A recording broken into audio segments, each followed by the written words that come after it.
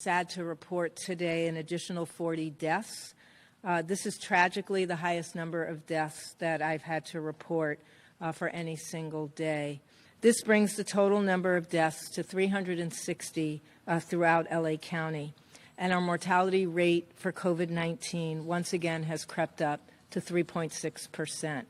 16% of the people who died were African American, 17% were Asian, 34% of the people who died were Latinx, 32% were white, and 2% of the people who died identified as belonging to a different race or ethnicity. Today, we're also reporting 670 new cases.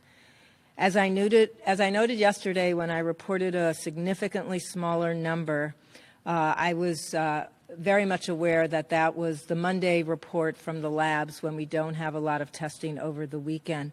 And we did anticipate that we would continue to see an increase in cases throughout this upcoming week. Over the last 48 hours, there have been 909 new cases. This brings our total to 10,047 cases in LA County. And there's a lot of messaging I know that's happening on the national news channels about reopening the country.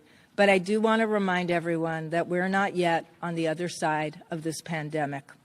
And we've all worked together amidst many difficulties and challenges to find ways to reduce the spread of COVID-19. But we're going to need to keep up our efforts to avoid a surge in cases that will overwhelm our hospitals. We don't want to lose ground. For LA residents, this means that we need to keep doing what we're doing. We need to stay home. We need to physically distance. We need to use our cloth face coverings when we're out. And we need to self-isolate and self-quarantine when ordered to do so.